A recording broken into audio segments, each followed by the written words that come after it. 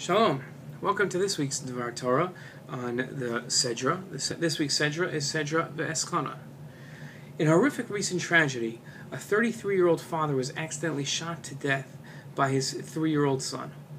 Crime scene investigators believe that Michael Bayless was watching television with 2 other of his children when his 3-year-old son found Bayless's loaded handgun and accidentally shot his father. It is clear to everyone that Michael's son had no idea of what he was doing when he pulled the trigger, but the ramifications of his action will stay with him for the rest of his life. At times, people act without recognizing the consequence of their actions.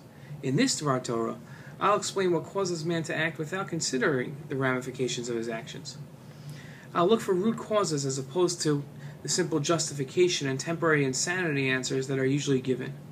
I'll use a troubling description of negligent homicide that is found in our Sedra to fully explain the point.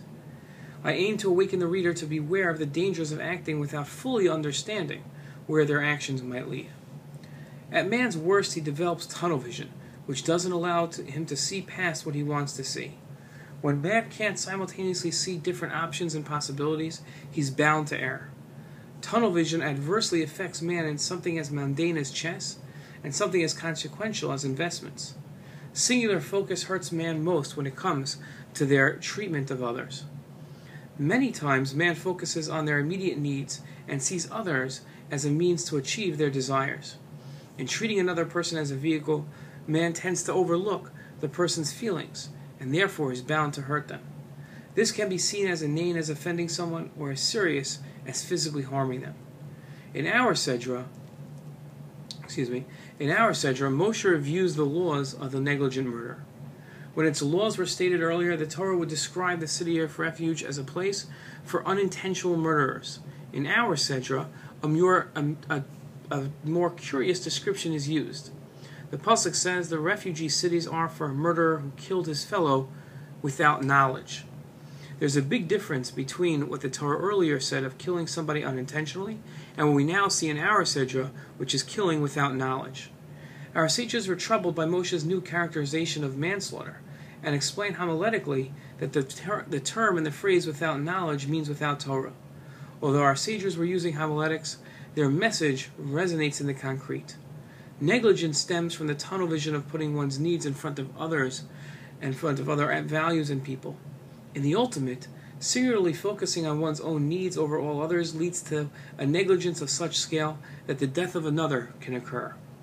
In Hosea, the prophet juxtaposes lack of knowledge and murder. There is no truth, nor kindness, nor knowledge of God in the land, rather swearing, lying, and murdering.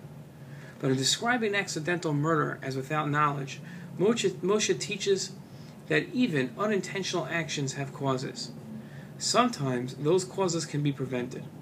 How could Torah learning prevent accidents? Torah directs man's focus past ourselves. It opens up man's vision past the tunnel of singular focus that leads to self-centeredness and allows man to see the needs of others. The Torah creates awareness of others, and with awareness, overlooking others' needs tends to happen less. With Torah's awakening of messages, even a murder can be prevented. Our responsibility is to gain as many benefits as we can from the Torah, and to become more aware by studying as much Torah as we can. Shabbat Shalom.